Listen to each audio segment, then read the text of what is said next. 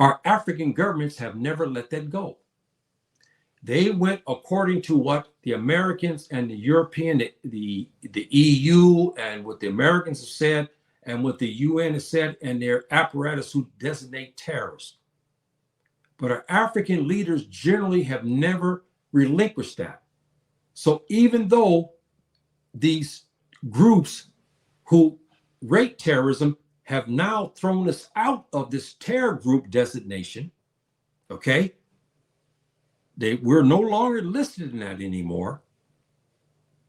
But our African heads of states in the Sahel in particular and in West Africa still label the herdsmen as that. Now, why is that?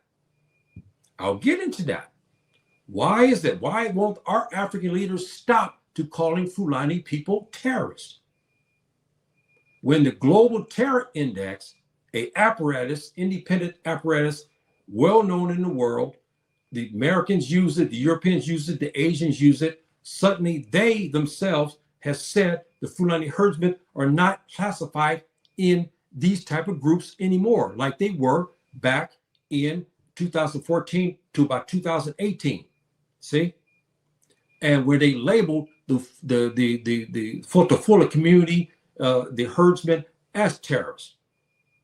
And again, if you look at this again, you see Boko Haram, you see IS. How many times we've seen articles where it said the Fulani herdsmen and militias are affiliates of ISIS? You know now it's a lie, because they are again lumping all of us together, because this global index said no, they're not.